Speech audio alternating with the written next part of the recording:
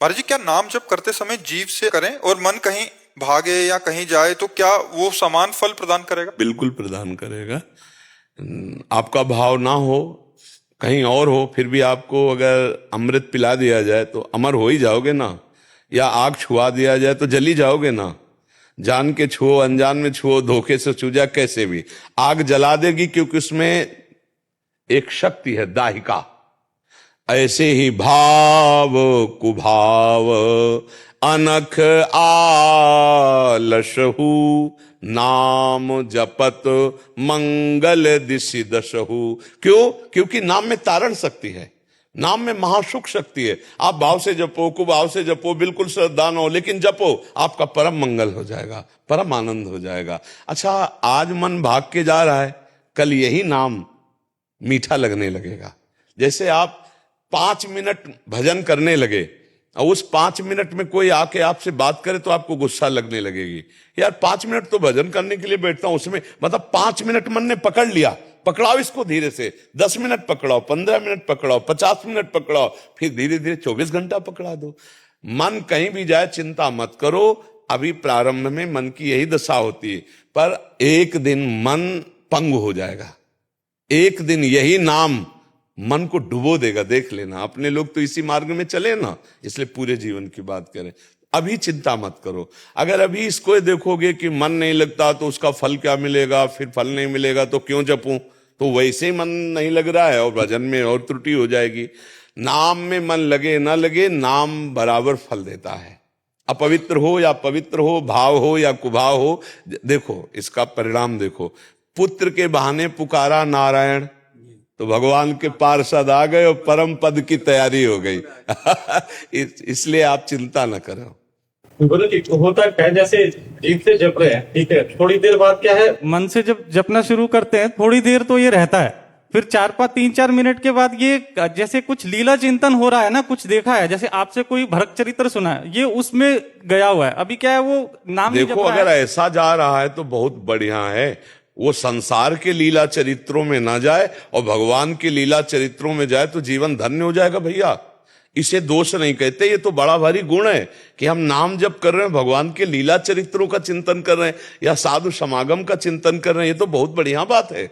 हम तो विरोध उसका भी नहीं करते कि जो नाम जप करके संसारिक चिंतन कर रहे हैं, तो भैया तू कर नाम जप, इनके प्रकार कर, वो मंगल ही करेगा तुम्हारा। मंगल भवन का नाम है। फिर आप तो लीला चिंतन की बात करते हैं। थोड़ी देर बाद क्या है, फिर ये लगता है क्यों ना जीभ से दोबारा जपना शुरू करूं इसको। जी हाँ, हाँ बिल्कुल कीजिए। भाग गया, इसको पकड़ के लाना। हाँ, लेकिन मुझे लगता है अगर भगवान का चिंतन कर रहा है, कोई भक्त का चिंतन कर रहा है, तो उसे घसीटने की जरूरत नहीं है। नाम जब करते हुए और डूबने दो तो पवित्र हो जाएगा, बहुत जल्दी पवित्र हो जाएगा।